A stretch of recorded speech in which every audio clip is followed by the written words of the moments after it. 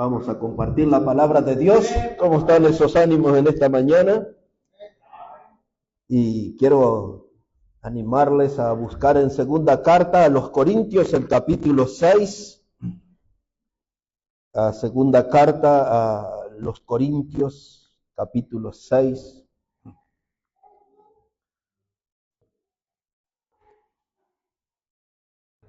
Esta semana estuvimos trabajando en la radio y nos tocó hacer reportajes a unas cantantes muy famosas de Cochabamba y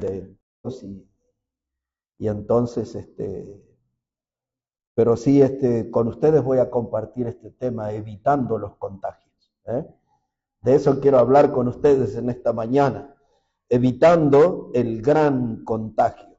Observe por favor ahí en la escritura, en segunda carta a los Corintios, en el capítulo 6, versículo 14. Algunos de ustedes ya han leído alguna vez este pasaje, pero hoy van a estar descubriendo algunas cosas aquí. Por muchos años usé este pasaje en conferencias y aún en algunos de los pequeños libros, hablando sobre la separación bíblica de la sana doctrina, pero también el pasaje tiene otro trasfondo, otro costado, del cual vamos a intentar sacarle provecho en esta mañana. Segunda de Corintios, capítulo 6, verso 14, dice el apóstol Pablo: no os unáis en yugo desigual con los incrédulos, porque ¿qué compañerismo tiene la justicia con la injusticia? ¿Y qué comunión la luz con las tinieblas? ¿Y qué concordia Cristo con Belial? ¿O qué parte el creyente con el incrédulo? ¿Y qué acuerdo hay entre el templo de Dios y los ídolos? Porque vosotros sois el templo del Dios viviente. Como Dios dijo: habitaré y andaré entre ellos y seré su Dios, y ellos serán mi pueblo. Por lo cual salid del medio de ellos y apartaos, dice el Señor, y no toquéis lo inmundo, y yo os recibiré, y seré para vosotros por Padre, y vosotros me seréis hijos e hijas, dice el Señor Todopoderoso. Esta porción, hermano, fue escrita a una iglesia muy conflictiva. Una iglesia que cuando comenzamos a sacar cuentas tenía todos los dones, pero también tenía todos los problemas que puede imaginar. En el día de hoy, en los cultos modernos, en los cuales se ve desorden, la gente le llama a eso corintianismo, porque toman del estilo de vida que tenía esta congregación. Todos los problemas, todos los desórdenes, corintianismo. Era una iglesia donde había disputas por el poder espiritual. Muchos pretendían su lugar en el púlpito, su lugar de trascendencia dentro de la congregación. Se había despertado una idolatría por predicadores. Algunos querían a Pablo, otros querían a Pedro, que figura con el nombre de Cefas, y otros querían a Apolos, un poderoso predicador. Muchas de las conductas de ellos, muchos, eran notorias, eran mundanas y eran carnales. Y Pablo les dice: yo no pude hablarles a ustedes como espirituales, tuve que hablarles como niños en Cristo. Los hermanos tenían sus conflictos y en vez de que alguien espiritual sentara a las partes a hablar, aconsejando con la palabra de Dios, no, iban a los tribunales y ventilaban los asuntos internos de la iglesia en los tribunales humanos. Y Pablo les decía: ¿no hay un entendido entre ustedes? Alguien que pueda discernir. Eran gente que conocían la doctrina de los sacrificios, Y aquellas cosas que sacrificaban a ídolos, la gente los comía y era un grave pecado. Otros tenían problemas con la bebida, aún en la cena del Señor. Se excedían de copas, se emborrachaban algunos. Era tremendo. Eran inmorales en muchos aspectos, hasta el punto tal que en la carta del capítulo 5 de la primera carta, había un muchacho que tenía relaciones con la mujer de su padre y nadie decía nada en la iglesia. Una iglesia que tuvo los mejores predicadores. Esta es la única iglesia donde se produjo el desorden del don de lenguas, que hasta muchos hoy siguen usando eso, pensando que era algo vigente. Esta iglesia tenía problemas con la forma de ofrendar. Se les tuvo que instruir en todo. Tenían dudas acerca de la resurrección. Bueno, ya le conté una cantidad de problemas que había, pero había otros más si usted los busca. Y entonces en esta porción que nos ocupa en esta mañana, Pablo trata de cortar por lo sano, diríamos aquí, de evitar que el contagio siga en aumento, de establecer un remedio para aquella congregación que va a ser medicina para nosotros también. Entonces había que establecer algunos principios, así como usted y yo necesitamos establecer principios bíblicos firmes para agradar a Dios, porque si no nos volvemos cristianos a la deriva, cristianos que andamos deambulando, que no estamos firmes en la fe, porque no estamos siguiendo de cerca los principios de la palabra de Dios. Y Pablo parte en una base, en esta enseñanza, y les dice, no deben ustedes unirse en yugo desigual con los incrédulos. En esta porción es el primer principio que le transmite. Y eso es algo que nosotros no debemos perder de vista, porque esa enseñanza es inalterable, quiere decir que no cambia. Pasa el tiempo y ese principio no cambió. Todavía Dios sostiene esa doctrina que sus hijos no pueden unirse en yugo desigual con un incrédulo. Lo primero que nos viene en mente es el matrimonio. Un hombre creyente no puede unirse a una mujer incrédula. Una mujer creyente no puede unirse a un varón incrédulo. Aunque alguien diga, pero ya lo traeré a la iglesia y ya se convertirá, el principio no puede cambiar, dice, no os unáis, dice el Señor. No hay ninguna condición, es un no rotundo. Porque esta palabra contagio habla de la presencia de una infección. Y Pablo quería evitar el contagio del error en esta congregación. Impedir que avance ese contagio. Una infección que iba a enfermar más el cuerpo, la familia cristiana. Un contagio es una transmisión de una enfermedad. Y aquí cuando Pablo y cuando Pedro y cuando Apolos tuvieron su tiempo en la congregación, la gente empezó a tener simpatía por los falsos maestros, por personas que hablaban cosas que sonaban como bonitas, cosas que nunca ponían en aprieto a la congregación, prédicas que eran cuchillos que nunca llegaban al hueso. No eran como los predicadores originales, Pedro, Pablo o Apolos. Estos eran como una especie de poetas, de gente que les endulzaba la oreja, como hacen los predicadores de hoy. Que le dicen que usted es lo más grande para Dios, que usted es el hijo del gran rey, que usted es próspero, y le dicen tantas cosas bonitas.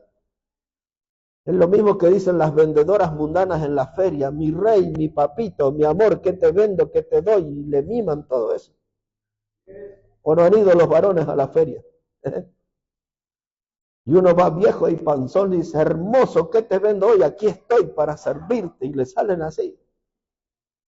Y esos predicadores eran así, le decían cosas para encantarle a la gente.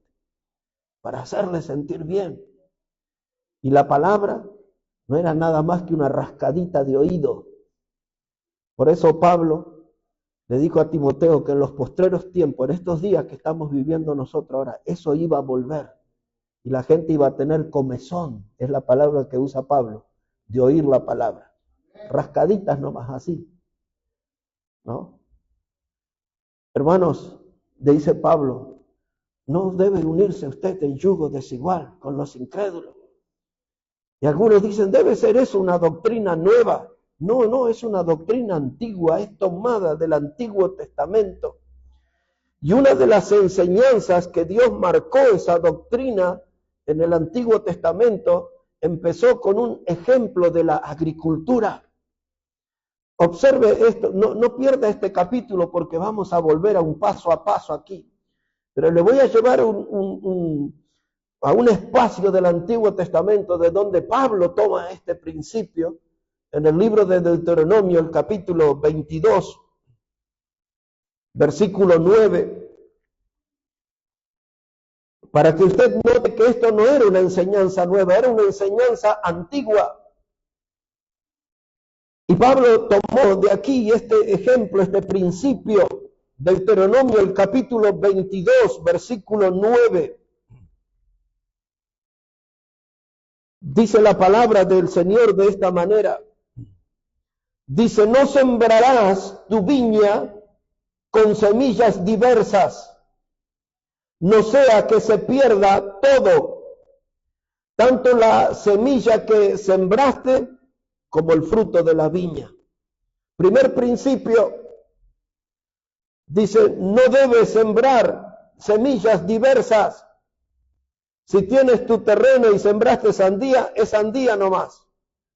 Si sembraste zapallito, es zapallito nomás. Si sembró soya, es soya nomás. No meta otra semilla, porque entra en una zona de riesgo de perder todo. No se una en yugo desigual con el incrédulo, porque el impío, el que no tiene temor de Dios, va a influir en su vida y le va a sacar del camino del Señor y le va a sacar de la casa del Señor. ¿Cuántas veces en estos 40 años de ministerio vinieron mujeres jóvenes a presentarme su famoso príncipe azul? Y cuando preguntaba, era muy repetido eso. ¿De qué iglesia es él? No, él no va todavía. Pero ya va a ver que va a venir aquí. Los muchachos le van a invitar a jugar al fútbol. Le van a invitar los viernes para el asado. Ya vendrá algún locro y cosas así me decían. Finalmente el príncipe azul nunca más lo vimos y a ella tampoco la vimos. Y esa historia se volvió a repetir. Pero el problema comenzó en la desobediencia a la palabra, que Dios dice, no debes unirte en yugo desigual con el incrédulo, no plantes dos semillas, no pueden juntarse dos cosas diferentes. No pueden ser dos cosas diferentes. Ese mismo ejemplo no lo vamos a ver ahora porque quiero seguir aquí, pero en Levítico 19, verso 19, dice la misma enseñanza. No es que está en solo una parte del Antiguo Testamento. Levítico 19, 19 repite. Pero seguimos acá de Deuteronomio 22, versículo 10. Dice, no ararás con buey y con asno juntamente. O lo haces con dos bueyes, o lo haces con dos asnos. Hijo de Dios, no te unas en yugo desigual con el incrédulo. Ve de dónde toman los predicadores del Nuevo Testamento sus ejemplos para dar enseñanzas de la palabra de Dios, de los principios que Dios estableció. ¿Dos semillas diferentes en el mismo lugar? No. ¿Un buey y un asno arando la tierra juntos? No. Pero también hay un ejemplo para ustedes del rubro, porque después dice, el pastor no es claro cuando predica, a veces no le entendemos. Le voy a hablar con términos del rubro de ustedes, para que aprendan el principio. Versículo 11. Dice, no vestirás ropa de lana y lino juntamente. No vestirás ropa de lana y lino, o todo lana o todo lino. ¿Eh? No haga mezcla rara, no haga cosas raras. No se una en yugo desigual con el incrédulo. El principio está bien marcado. Ahora mire, hermano, una alianza de un cristiano y un mundano, puede quizás haber algún caso que alguien diga finalmente el mundano se convirtió y aquí está. Puede haber alguno por ahí. Pero generalmente ese es como el paño nuevo en el vestido viejo. Decía el Señor, no haga eso, porque eso tira y se vuelve a romper, más grave todavía.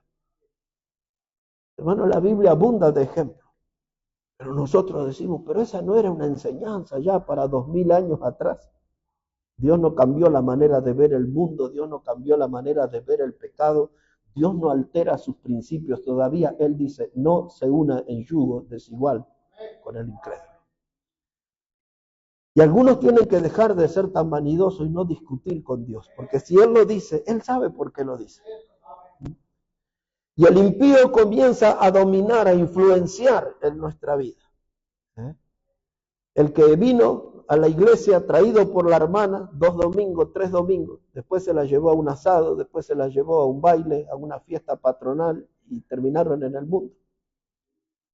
Y todo comenzó por no respetar el principio de la palabra de Dios. Un predicador de muchos años atrás, siglos atrás, decía él así. Dice, el barco siempre tiene que estar en el agua, pero el agua no puede estar adentro del barco, porque ¿qué sucede? Se hunde el barco. No se une en yugo desigual con los incrédulos, evitando el gran contagio. La iglesia de Corinto, y nosotros tenemos que agarrar esa lección. Los mayores, los padres, los abuelos, transmitir a los de nuestra sangre que nos siguen, es un principio de Dios. Comienza por la agricultura, pasa por los animales, pasa por lo textil. Dios lo explica de diferentes maneras. Hay una separación, la línea divisoria la pone Dios para nuestra conveniencia, para nuestro provecho, para evitar que nos lastimemos en la vida. Y entonces ahora Pablo le va a enseñar a esta iglesia 5 principios y él usa 5 sinónimos. Esa palabra sinónimo quiere decir algo que es lo mismo, pero en otro término. Eso es un sinónimo. Y él va a usar aquí 5 palabras, 5 sinónimos, porque le va a transmitir 5 principios para que ellos atiendan y entiendan. Y qué curioso que eso es para nosotros también, para que atendamos y entendamos. Ahora leemos de nuevo todo el pasaje para resaltar los sinónimos y comenzamos a analizarlo. Estamos en 2 de Corintios, capítulo 6. Después que le dice que no se una en yugo desigual con el incrédulo, lo primero que él le dice, ¿qué compañerismo tiene la justicia con la injusticia? La palabra compañerismo, un día lo expliqué, es la raíz de la palabra koinos, que es la palabra comunión. Así que esos, los políticos, y en Bolivia a veces se llaman así, principalmente los de la izquierda, ese es mi cumpa, mi cumpa. Es alguien de la misma militancia, de la misma creencia, del mismo partido. Ahí viene la palabra compañerismo, koinonía, comunión. Dice él, ¿qué compañerismo tiene la justicia con la injusticia? Eso ya lo veremos. Note la palabra compañerismo. En segundo lugar, él le dice, ¿y qué comunión la luz con las tinieblas? Comunión, unión común, algo que nos une, una misma cosa que nos une. Compañerismo, ahora usa la palabra comunión. Dice, ¿qué comunión tiene la luz con las tinieblas? Ya revisaremos ese asunto. Versículo 15, ¿y qué concordia Cristo con Belial? Note la palabra, concordia. Primero comenzó allí con la palabra, ¿cuál dijimos primero? Compañerismo. Segundo, comunión. Tercero, concordia. Ya después les voy a explicar de dónde viene esa palabra, concordia. Versículo 16. ¿Y qué acuerdo hay? ¿Notan que son sinónimos? Significan las mismas cosas. Compañerismo, comunión, concordia, acuerdo. Dice, ¿y qué acuerdo hay entre el templo de Dios y los ídolos? Porque vosotros sois el templo del Dios viviente. Y en un lugar por ahí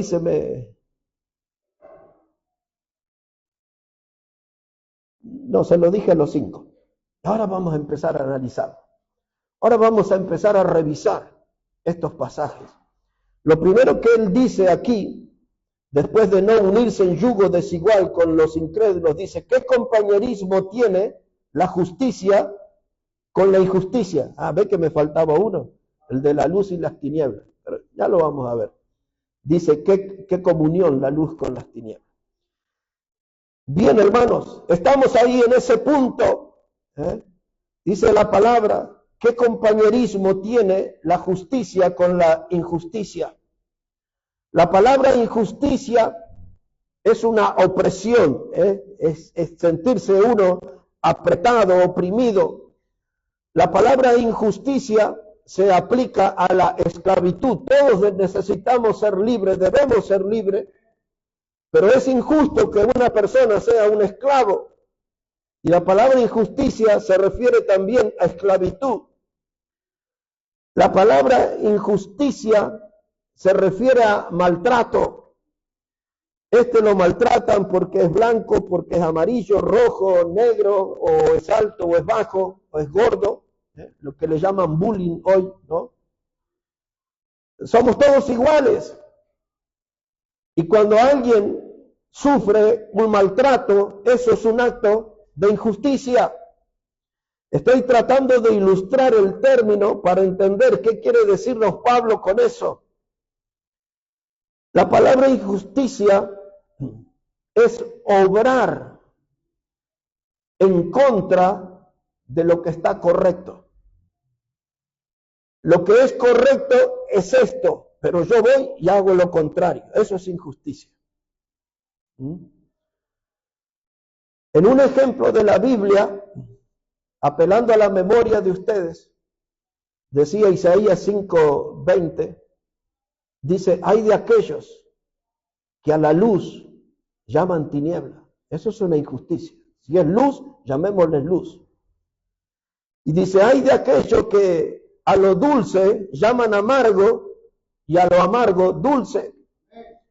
Es una injusticia. Si es dulce, diga que es dulce, no le llame a eso amargo. Isaías habla acerca de eso. Y hermanos, eso es una injusticia. Cuando Pablo le escribe a los Corintios, en la primera carta, en el capítulo 6, y en el versículo 9 y 10, Pablo le dice, ¿no sabéis que los injustos no, ¿se acuerdan? No heredarán el reino de Dios. ¿Por qué los injustos no? Porque van en contra de lo que es correcto, que es la palabra de Dios. ¿Y quiénes son los injustos? Los que practican injusticia. Que hable la lista de injusticia. Y empieza él ahí a decir, ¿no? Dice los ladrones, los avaros, los que se echan con varones, y empieza a dar toda una serie de personas que van en contra de la justa palabra de Dios. Dice la Biblia, el justo por su fe vivirá. Eso ya lo decía Habacuc, Pablo lo repitió a los romanos, el escritor a los hebreos, capítulo 10, lo dice también, el justo por su fe vivirá. El justo que vive conforme a la palabra de Dios, guiado por la palabra de Dios, sostenido por la palabra de Dios. El injusto se para enfrente de la palabra de Dios. Por eso él no puede heredar el reino de Dios. Trate de mantenerse aquí en Corintios. Y los voy a llevar un momento a Proverbios, capítulo 3 y verso 31. En el libro de Proverbios, el capítulo 3 y el versículo 31, mire cómo dice la palabra. Este texto lo aprendí hace muy poco tiempo. Dice la palabra de Dios, Proverbios 3, verso 31, dice, no envidies al hombre injusto, ni escojas ninguno de sus caminos. En el Salmo 73 se acuerda que Asaf dice, por poco resbalaron mis pies por ver la prosperidad de los impíos. No mires el camino del injusto, porque lo vas a ver próspero, lo vas a ver en términos de lo que el mundo le llama un triunfador, un exitoso. Pero ese camino que está recorriendo es un camino de muerte, de perdición. Y la Biblia dice, tú los ves sonriendo, felices a los injustos, nada les pasa, tú haces todo bien y la vida no te va bien. No tienes grandes resultados. Tienes que remar día a día, año a año. Pero al injusto, el que es malvado, parece que todo le va bien. Dice la Biblia, no escojas ninguno de sus caminos. Ninguno de sus caminos. Porque la Biblia anticipa un final penoso para ellos. Nosotros los hijos de Dios tenemos que recorrer el camino de la justicia. Nosotros no tenemos que envidiar a los injustos. Tu vecino de enfrente, los domingos, sale a lavar su auto rojo, le pasa su franelita, le saca brillo, lo perfuma, lo mira, le saca fotos, se hace sacar fotos. Y tú media hora, 40 minutos esperando el 218. Y viste todo lo que hizo el vecino. Y este debe ser un sinvergüenza. Pero tu final es diferente al de él. No envidies ninguno de sus caminos. No envidies. La Biblia lo dice, no lo envidies. De gracias que nosotros estamos camino al cielo. Demos gracias que nuestros pecados han sido lavados y perdonados en la sangre de Cristo. Demos gracias que somos miembros de la familia de Dios. Resiste la tentación. No te acerques a ese vecino de decirle en el oído, cuéntame cómo le hiciste, yo también quiero. Resista eso. No envidie ninguno de sus caminos. Dice el texto, ¿qué compañerismo tiene la justicia con la injusticia? No se asocie con esa gente. No se asocie con esa gente. Aunque hayan sido amigos de la primaria, aunque sean de la misma sangre, no se asocie con esa gente. La Biblia se lo advierte. No hay ningún compañerismo, no debería haber, no lo intente porque no funciona, dice Dios. No hay compañerismo entre la justicia y la injusticia. Un poquito más adelante ahí en 2 de Corintios 6, dice la palabra de Dios, versículo 14, la última pregunta del versículo 14, dice, ¿y qué comunión la luz con las tinieblas? Ahora, usted es de luz, porque ha sido salvo por Cristo. La luz del Evangelio iluminó su alma con salvación.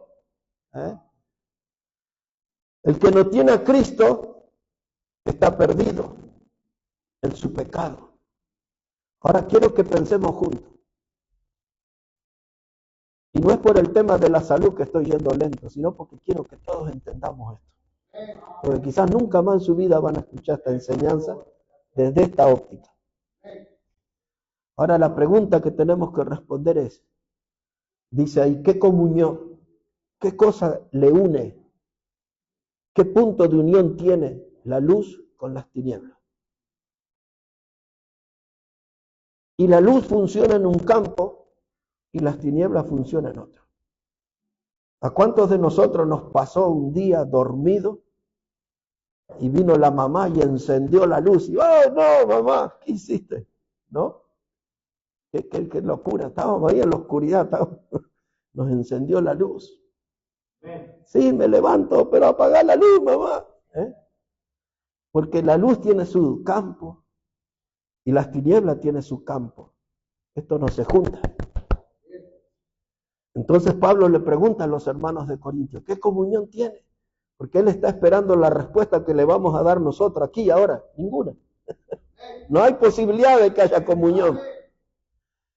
Porque usted llega a su casa y está todo oscuro y enciende la luz y la luz rompe con el poder de las tinieblas y todo queda iluminado. No se juntan. ¿Es una o es lo otro? ¿Qué quieren hacer los cristianos? ¿Quieren juntar? Dice, yo ando en la luz, pero un poquito de oscuridad, me gusta todavía. Otra vez, no se vaya de aquí, pero acompáñeme al Evangelio de Juan, capítulo 3. Evangelio de Juan, el capítulo 3, versículo 19. Evangelio de Juan, capítulo 3, verso 19. Y después le voy a dar un versículo para que lo memorice y se lo voy a tomar de examen un día al versículo. Le voy a complicar la vida con ese versículo, pero vamos a aprender la lección. Mire aquí, Evangelio de Juan, capítulo 3, verso 19. Está hablando el Señor Jesucristo y dice, y esta es la condenación, que la luz vino al mundo, y los hombres amaron más las tinieblas que la luz. Y mi pregunta a ustedes es, ¿por qué no amaron las dos cosas? ¿Por qué no amaron la luz y por qué no amaron las tinieblas, las dos cosas? Que no se puede las dos cosas juntas. Es una u otra. Y usted dice, pero a mí me gusta la luz, pero simpatizo un poquitín, algo de tinieblas. No, es una cosa la otra, no puede haber compañerismo. Y entonces dice aquí el Señor, dice, los hombres amaron más las tinieblas que la luz, porque sus obras eran malas. Porque todo aquel que hace lo malo aborrece la luz y no viene a la luz para que sus obras no sean reprendidas. Las cosas malas, la gente busca hacerlas en la oscuridad, donde no se ve. Y la gente ama ese estilo de cosas porque no quieren estar en la luz, no quieren estar expuestos. Pero qué curioso, la Biblia dice que nosotros somos hijos de luz. No sé si fue hermano José, ¿quién leyó hoy aquí? 1 Tesalonicenses 5 que se leyó. O alguien mencionó. Ahí en ese capítulo habla de este tema de la luz. Nosotros no estamos a oscura. Hermanos, dice el Señor que algunos amaron las tinieblas porque sus obras eran malas. Y la gente todavía está en esa trampa, en ese engaño, en esa pretensión de que la oscuridad le encubrirá su pecado. A mis ojos, que soy corto de vista, pero a los ojos de Dios no, Él ve bien. Y no hay ningún pecado que se pueda esconder en las tinieblas. Todo está a la vista de Dios. Todo está a la vista del Señor. Y los hombres aman las tinieblas porque ahí nadie les juzga. Porque todos están bajo el mismo amo que es Satanás. Todos son practicantes de los mismos pecados, de los que se acostumbran en tinieblas. Pero cuando un hijo de luz, un hijo de Dios hace un pecado, la conciencia le lastima. La convicción espiritual, doctrinal que tiene, le hace saber eso que estás haciendo es pecado, está mal, está incómodo en el lugar. Un cristiano en el mundo, en una actividad mundana, se siente mal. Dijo la cantante famosa otros días, dice, quiero enseñarla a bailar. Le dije, yo no bailo, le dije. Cuando terminamos el reportaje, yo le empecé a predicar y le regalé un libro mío Y ella me dijo, ¿cómo se puede ser feliz? Me dice, ¿es usted feliz? Le dije, la felicidad tiene muchas definiciones, pero un hombre puede ser feliz cuando está dentro de lo que es la voluntad de Dios. Y entonces uno siente, y comenzamos a hablar ahí de eso. Pero yo podría decir, enséñeme unos pasitos ahí. Y le muestro después el video a los hermanos en la iglesia. Pero yo soy un hombre de la luz. Yo tengo que ponerle límite. Hay cosas que nosotros no podemos hacer, no podemos pasar, hermano. ¿Qué comunión tiene la luz con las tinieblas? Dice Pablo. Y nosotros desde aquí le respondemos al hermano Pablo, ninguna. Ninguna. Y ahora este es el texto que tienen que memorizar y que yo les voy a tomar examen. Mire, antes de ese texto le voy a llevar a otro. Vamos a escuchar un poquito más a Jesús y después le voy a llevar a ese texto. Aquí en Juan también, pero capítulo 12. Ahí estoy recordando algo que dijo el Señor Jesús muy importante. San Juan, el capítulo 12, versículo 35. San Juan, el capítulo 12 y el versículo 35.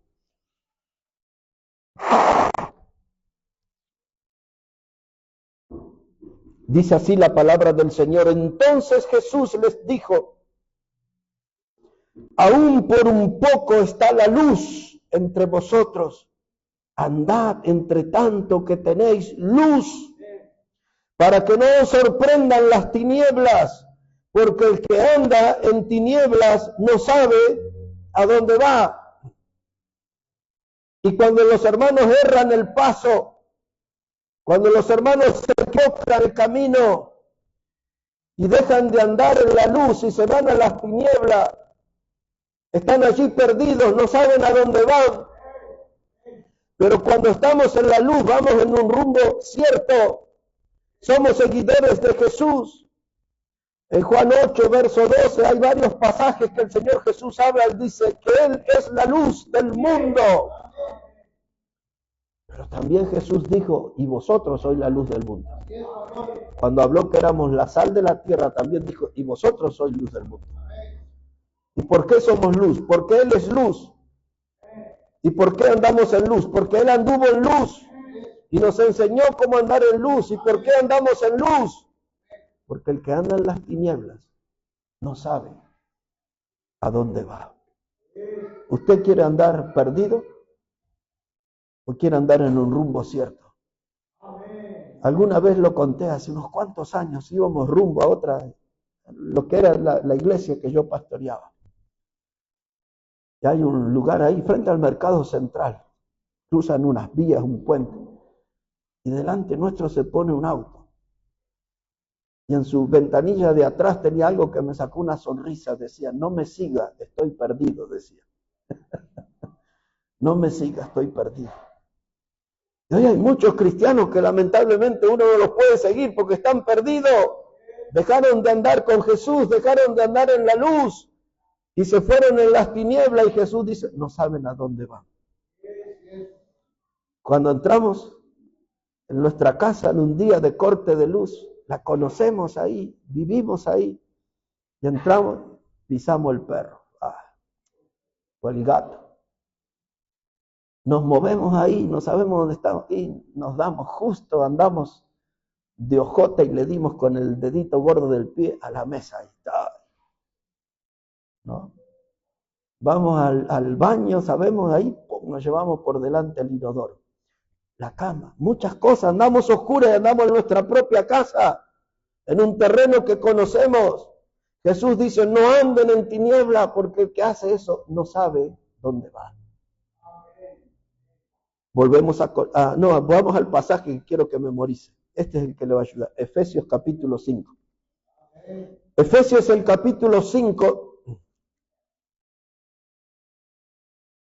Después cuando se los pregunte, no digan, no, era muy difícil memorizar ese.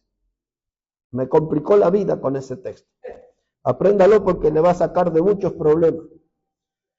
Efesios capítulo 5, versículo 11. Efesios 5, versículo 11. Dice, y no participéis en las obras infructuosas de las tinieblas, sino más bien reprended. Es más, yo me conformo y creo que eso le va a dar salud suficiente a usted, que aprenda la primera parte del texto, no todo. Que sería, y no participéis de las obras infructuosas de las tinieblas. Suficiente. No hay frutos en las tinieblas. Todo lo que usted haga en la oscuridad, no hay fruto. Y entonces Dios dice, no participéis. ¿Por qué? Porque no hay comunión entre la luz y las tinieblas. No participe.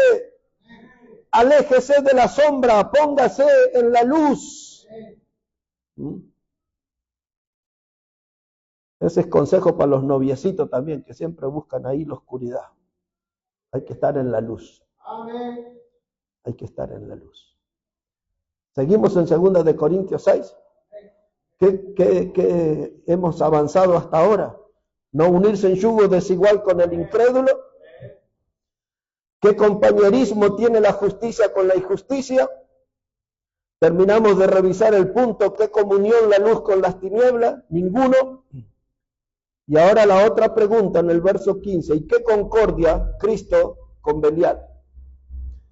¿Sabe que en el idioma griego la palabra concordia que se usa es la palabra musical, es un término musical? Y cuando volví a repasar esto, me acordé que tengo que escribir un libro sobre esto, solo sobre esto. Y ese libro lo tengo acá, antes que me muera tengo que escribirlo. Es más, por si me muero, agarre el título, se va a llamar La música de Belial. Porque en las iglesias de hoy se toca la música de Belial, no la del Señor. Pero vamos aquí al asunto. La palabra que se usa aquí, concordia, es la palabra armonía, es un término musical. De ahí deriva la palabra sinfonía, que es un acuerdo de voces, una concordancia de voces o de sonido. Dice la orquesta sinfónica, todos tienen que tocar la misma música, la misma melodía. Cuando alguien toca una nota disonante, ya enseguida el director lo saca así, los compañeros lo empiezan a mirar. Todo tiene que sonar en armonía. Y entonces en la vida espiritual el creyente tiene que estar en armonía. No puede haber ninguna cosa del diablo en su vida. Dice él, ¿qué concordia hay entre Cristo y Belial? La palabra Belial en el Antiguo Testamento era un término referido a varias cosas distintas. Hay muchos pasajes donde se usa la palabra relacionada con Belial. Uno de los términos es perverso. El que le llamaban Belial significaba alguien que es perverso. Nimrod, en el libro de Génesis, era el rebelde, significa Nimrod, el que hizo la torre de Babel con otros sinvergüenza juntos. El rebelde, la palabra Belial, a los rebeldes le llamaban Belial. Esa era la terminología hebrea. Cuando había un corrupto, ese se llamaba Belial. La palabra ganancias se llamaba Belial, porque había ganancias deshonestas, solo que no voy a entrar en ese tema, había pesas falsas, y Dios condena, en el libro de los Proverbios hay una maldición para los que usan pesas falsas. Usted va al mercado y compra 1 kilo de algo y listo, y va a la otra carnicería y dice, ¿me puede pesar aquí 910 gramos? Me cobró 1 kilo. ¿No? Dios, hermano, aborrecía eso de las pesas falsas, porque las ganancias de eso se les llamaba Belial. Por eso se unía y decían ganancias por corrupción. Ese era Belial en el Antiguo Testamento. Le dije la palabra rebelde, perverso. La palabra inútil. Había una mujer que se llamaba Abigail, una gran mujer, y tenía su esposo que se llamaba Nabal. Él era un inútil, un necio, se traducía como necio, como inútil. Ese era Belial. Abigail después llegó a ser mujer de David, del rey. La palabra, hermano, Belial en la lengua hebrea significaba alguien o un ser orgulloso, a eso. Pero cuando llegamos al Nuevo Testamento, la palabra Belial era todas esas cosas juntas que eran parte de la personalidad del diablo, ¿no?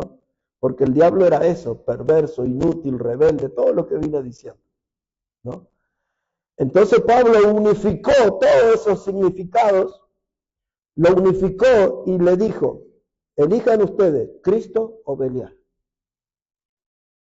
¿Quieren ser como Cristo o como Belial? Las dos cosas no.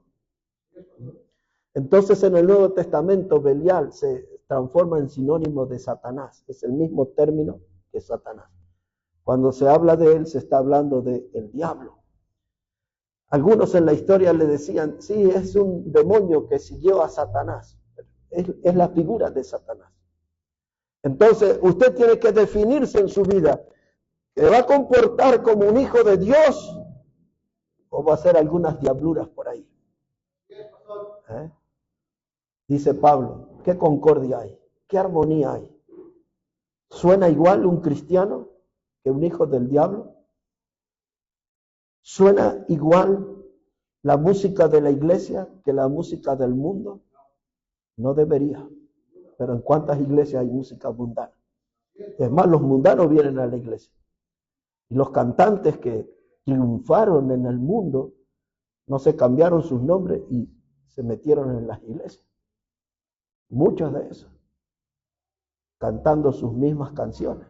Y hay algunos ejemplos de acá y nombres de famosos y todo eso. Pero quiero que note algo más de eso, hermano. Dice la palabra de Dios aquí, en 2 de Corintios capítulo 6. Estamos en el versículo 15. Dice, ¿y qué concordia Cristo con Belial? Y ahora ponga atención. Y dice, ¿o qué parte el creyente con el incrédulo? ¿Sabe que esa palabra que aparece ahí, parte, en el idioma griego, es la palabra que nosotros le llamamos herencia? O sea que la pregunta está diciendo, ¿qué herencia tiene un creyente con un incrédulo? ¿Hay una herencia similar? Algunos traducen bien esa palabra parte, se puede traducir como botín, no botín de fútbol, no, chutera no, botín. ¿No? Los ladrones roban un banco y dicen, este es el botín, ¿no? Entonces la pregunta que corresponde ahí es, ¿qué botín nosotros compartimos con el incrédulo? Porque nuestro botín es la vida eterna. Y el de ellos es el infierno. ¿Qué parte Cristo con Belial? ¿Qué herencia tenemos los creyentes con los incrédulos? Ninguna, no heredaremos ninguna cosa igual. Ellos tienen un destino de perdición. Cristo consiguió un destino de salvación para nosotros. Pero esos incrédulos son simpáticos, son gente buena. Tenemos que nosotros establecer contacto, hágalo a través del mensaje del Evangelio. Hábleles de Cristo, de la salvación. Si tanto los ama y los admira, háblenles de la salvación. Porque si ellos están en esa postura y nosotros en la posición de salvación que tenemos, no tendremos ninguna herencia juntos en el futuro, no tendremos ningún botín compartido. Nuestro botín es la vida eterna que Cristo consiguió. El de ellos es el lugar de tormento. Esa es la herencia que a ellos les espera. Es lo que dice el profeta Isaías en el capítulo 9, que hace muchos años yo prediqué ese mensaje. Dice, cama de gusanos y frazada de gusanos. Él estaba profetizando de cómo iba a ser el día que el diablo entrara en el infierno, y dice que los reyes ahí le decían, pero como tú también te debilitaste y viniste a ser como uno de nosotros. Dice que los reyes se van a preguntar eso cuando vean al diablo llegar al infierno. Y le van a decir, porque tú te espera cama de gusanos y frazada de gusanos. Esa es la herencia del incrédulo. Pero para usted y para mí es la vida eterna que Cristo consiguió. Por lo tanto, el creyente y el incrédulo hay que trazar una línea de separación. Y así fuimos avanzando y vamos a llegando hasta el final. Segunda de Corintios capítulo 6, hermanos, todavía. Dice ahora el verso 16, ¿y qué acuerdo hay entre el templo de Dios y los ídolos? ¿Qué es el templo de Dios? Nosotros. Y a veces, hermano, me hace dudar este pasaje. Porque el ídolo, ¿qué es?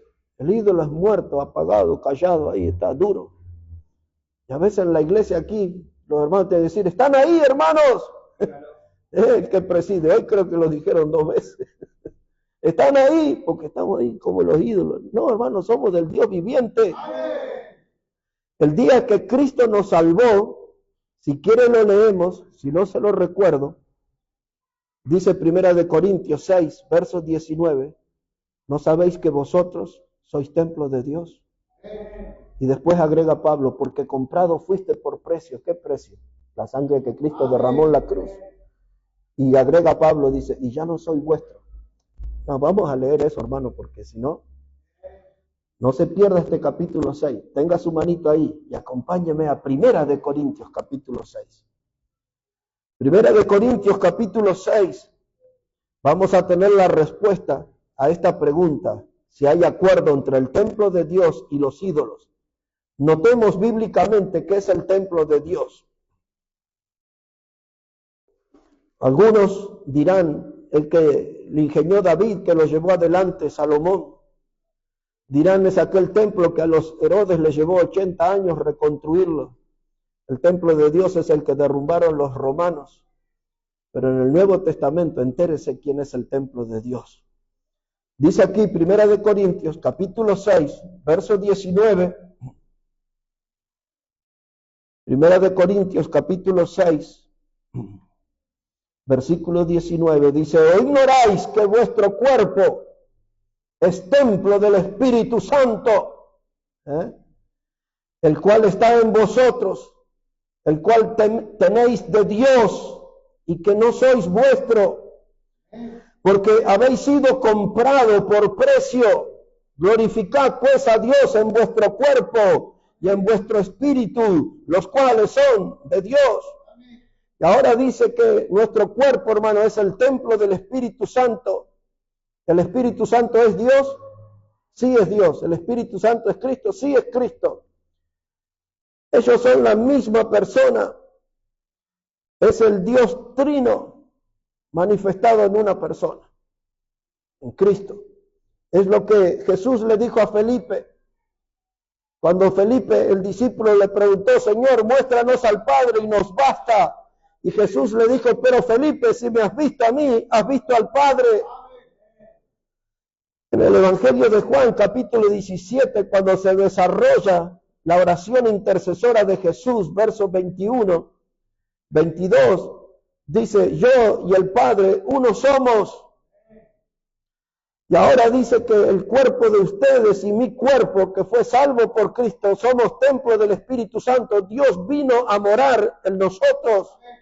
Pablo dijo, fuimos sellados con el Espíritu Santo. Jesús dijo, cuando yo me vaya, vendrá el Consolador y Él morará en vosotros. El Espíritu Santo, Dios adentro nuestro, hermanos. Y Pablo le dice a los corintios, y a nosotros en esta mañana, dice, ¿cuál es la relación, dice él ahí? O el acuerdo, el arreglo entre el templo y los ídolos. Y otra vez la respuesta es ninguna. ¿Y por qué estamos ensuciando el templo de Dios nosotros? Porque cada vez que pecamos, estamos ensuciando el templo de Dios. Y cuando hay pecado hay que sacarlo, porque hay que limpiar el templo rápidamente. Siempre tiene que estar bien. Dios tiene que estar cómodo dentro de nosotros, hermano. Porque si somos una máquina de pecar, hermano, Dios va a estar bien incómodo adentro de nosotros, porque Él no se va de adentro nuestro. Somos el templo del Espíritu Santo. Dios viene a ser morada en nosotros. Por eso, mis hermanos, nosotros no podemos tener acuerdo con los ídolos. Y alguno tiene que pensar seriamente, ¿me quedó alguna virgencita del pasado? Hagamos la lista: Copacabana, Cupiña. ¿Cuántas virgencitas? La de Oruro, la virgencita del Socavón y todo, vírgenes por todos lados. ¿Y cuántos santitos teníamos ya? El santito tal y tal otro, y hasta el equeco y los amuletos, y yo tengo que revisar porque no tiene que haber nada de eso en mi vida. No tiene que haber nada. No hay ningún acuerdo entre el templo del Dios vivo y los ídolos muertos, que son imágenes de yeso, de madera, de hierro, de cemento, de lo que sea, todos los materiales con que se construyen los ídolos no tienen vida, y nosotros pertenecemos al Dios vivo. ¿Se acuerda cuando Pablo le escribió a Timoteo y le dice, otras cosas te las diré en persona? Dice, esto te escribí para que sepas cómo debes conducirte en la casa de Dios, que es la iglesia de ¿qué? Le dijo, del Dios viviente. Y nosotros estamos formando parte de la iglesia del Dios viviente. No hago caminata a Luján, no le rindo culto a las alacitas, no le hago peticiones a las alacitas, porque no hay acuerdo entre el templo del Dios viviente y los ídolos. En las tinieblas, ¿dónde más? En Belial, ¿dónde más? En los ídolos. No toquéis jamás ninguna de esas cosas. Dice, y no toquéis lo inmundo, dice el Señor, y yo os recibiré. Y yo os recibiré. Y algunos dicen, ¿por qué Dios no escucha mis oraciones? ¿Por qué no tengo llegada a Dios? Porque tengo que revisar mi vida, porque debo andar tocando lo inmundo por ahí, coqueteando con lo inmundo. Dice Dios, salid, abandone ese estilo y vengan a mí, dice el Señor, y yo los recibiré. Y ahora mire que era lo único que quería comentar para cerrar. Dice el verso 18, y seré para vosotros por padre, y vosotros me seréis hijos e hijas, dice el Dios Todopoderoso. Dice la palabra de Dios, seré para vosotros por padre. Van a sentirme a mí como padre. Algunos dicen, predicador, puede orar por mí porque yo oro y Dios me resulta lejano. Hermanos, cuando nosotros andamos bien, sentimos la presencia de Dios como Padre, sentimos sus abrazos tiernos, sentimos sus caricias, sentimos su acompañamiento, sentimos su voz de aliento. No hay un Dios lejano, es nuestro pecado lo que aleja a Dios de nosotros. Por eso dice, salid del medio de ellos, no toquéis lo inmundo. Ese grito, hermanos, ese grito. Salir del medio de ellos se escuchó en Babilonia. Cuando Dios vio a su pueblo, cuenta el Salmo 137, estaban a la orilla del río, todos tristes, llorando. Las arpas estaban colgadas en los sauces. Y los babilonios venían y le decían, cantadnos aquellos salmos. Y ellos estaban allí como resultado del pecado, de la desobediencia. Y el pecado, hermano, nos abate, el pecado nos humilla. El pecado nos aplasta, nos saca las ganas de vivir. Cuando el profeta Ezequiel los vio allí en las orillas del río Quebar, todos tristes estaban también. Y dice Ezequiel, yo fui y me senté en medio de ellos. Ahí fue el predicador. El pecado nos abate. Y Dios gritó en el pasado y hoy vuelve a gritar, salid, salid del medio de ellos. Salgan de ese sistema que los absorbe, que los asfixia. Ese sistema que los ahorca. Salgan de eso, vengan a mí, dice Dios. Vengan a mí y yo los recibiré. Y yo los recibiré. Evitando el gran contagio. Y tenemos que nosotros, hermanos, movernos. Cuando una enfermedad aparece en nosotros, rápido vamos ahí. Primero auxilio que tengo en la farmacia de mi casa. Casi todas las casas tienen una farmacia, ¿no? Este para la gripe, este para los riñones, este para la tos, este jarabe. Hermanos, cuando tenemos una enfermedad producida por el pecado, vamos a Dios. Él tiene la medicina, Él tiene el remedio. Él va a ayudarnos a evitar el gran contagio.